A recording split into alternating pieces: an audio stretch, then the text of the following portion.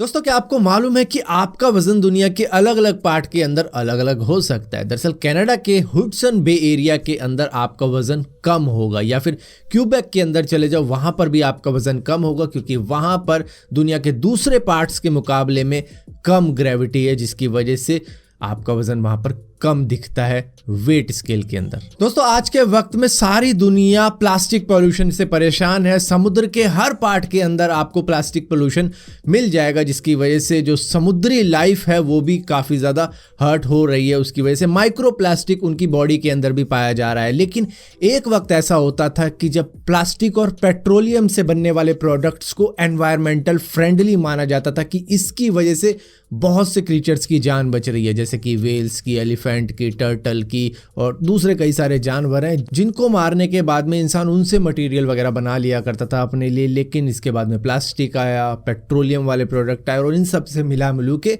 हमने अपने लिए मटेरियल तैयार किए, लेकिन उसका अब रिजल्ट कुछ और भी मिल रहा है। लेकिन चलो, जानवरों की तो जान बची। लेकिन हाँ, प्लास्टिक पोल्यूशन को कम करने के लिए कई सारे देश कुछ ना कुछ कर रहे हैं, जैसे कि इंग्लैंड ने अब सिंगल टाइम प्लास्टिक यूज पे अब पूरी तरीके से बैन लगा दिया अपनी कंट्री के अंदर। दोस्तों, हम सब बड़े खुश होते हैं कि आज की दुनिया में हमारे पास में हर चीज बहुत ही ज्यादा एडवांस है, लेकिन 1956 के अंदर जो रेफ्रिजरेटर होते थे उनके अंदर इतने ज़्यादा फीचर होते थे, इतना ज़्यादा स्पेस मैनेजमेंट होता था कि आज के टाइम के रेफ्रिजरेटर भी उनका मुकाबला नहीं कर पा रहे हैं। आज तो मतलब बड़े बड़े आ गए हैं कि भैया इतना बड़ा ले लो, उतना बड़ा ले लो, लेकिन उनसे वो बात नहीं हो पा रही जो कि 1956 के रेफ्रिजरेटर कर डालते थे। मतलब आज तो कॉस्ट कटिंग कर करके हमें कुछ भी पकड़ा देते हैं, लेकिन उस टाइम के में इतने ज़्यादा फीचर हुआ करते थे। So you can take it over to the sink when there's a fresh supply to be washed and put away.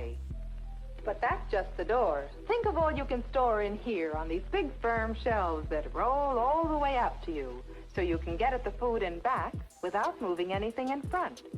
And how about your frozen things? Oh yes, there's a place for them too, in this big food freezer. Even your ice cubes have a special place for storage, right here. And watch how they get there. You just take out a tray, turn it over and push.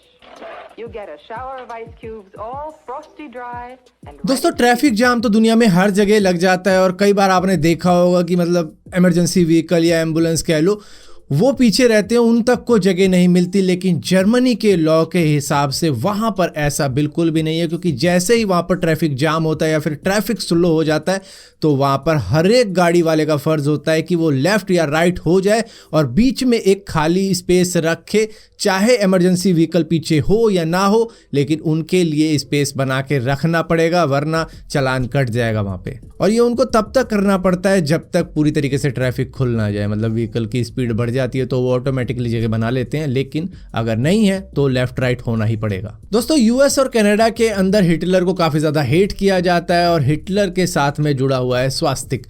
उनका कुछ symbol था, वो use किया करते थे, लेकिन Canada के Ontario town के अंदर एक जगह है जहां पर स्वास्तिक नाम की ही वो जगह है। तो इसको कई बार चेंज करने की कोशिश की गई कि इसका नाम किसी तरीके से चेंज कर दे, लेकिन वहां के लोगों ने इस नाम को चेंज नहीं होने दिया। उन्होंने कहा कि हिटलर तो बाद में आया है, हमारे टाउन का नाम तो स्वास्तिक बहुत टाइम से पड़ा हुआ है, तो इसको हम चेंज नहीं होने देंगे। कई सारे अटेम्प्ट किए गए, लेकिन उन्होंने चेंज नहीं होने दिया। दोस्तों, अमेरिका का एक बॉक्सर हुआ करता था जिसका नाम था जैक जॉनसन, जिसको ओवर स्पीडिंग के लिए $50 का फाइन लगाया गया था, लेकिन उसने करीबन $100 दिए थे उस पुलिस वाले को कि $100 रख लो।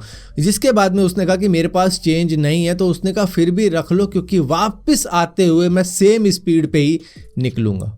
दोस्तों, हमारी जब लड़ाई झगड़े हो जाते हैं तो शायद हम उसको जिंदगी भर याद रखते हैं कि तुझे तो मैं देख लूंगा या तेरे से कभी भी बात नहीं करूंगा। तो इस तरीके की चीज़ें कौवों के साथ में भी होती है और वो उसको अपनी फैमिली और फ्रेंड्स तक भी लेके रखते हैं कि भैया इससे बच के रहना, बहुत बुरा कौवा है ये। तो इस तरीके की चीज़ें भी वो करते हैं। दोस्तों, जब भी किसी इंसान की आंखों की रोशनी चली जाती है, उसको कुछ भी नहीं दिखता है, तो वो ब्लाइंड हो जाता है। लेकिन एक इस तरीके की भी ब्लाइंडनेस होती है जिसके अंदर उसको दिख रहा होता है सब कुछ, वो होता है एंटन सिंड्रोम। हालांकि ये बहुत ही ज़्यादा एक्सट्रीम और रेयर कंडीशन होती है जिसके अंदर एक्चुअली में ब्रेन डिनाई करता है कि तुम ब्लाइंड हुए हो।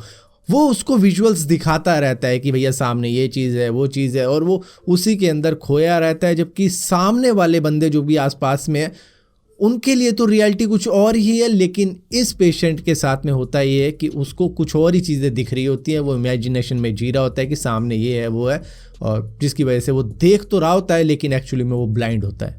दोस्तों इस वक्त में आप में से बहुत सारे लोग लेजी होंगे, काफ़ी देर तक उठते होंगे, मतलब सर्दियों में तो ऐसा ही होता है कि उठने का मन ही नहीं करता है और सुबह सुबह उठना काफ़ी ज़्यादा मुश्किल भी रहता है सर्दियों के वक्त में खास तौर पे।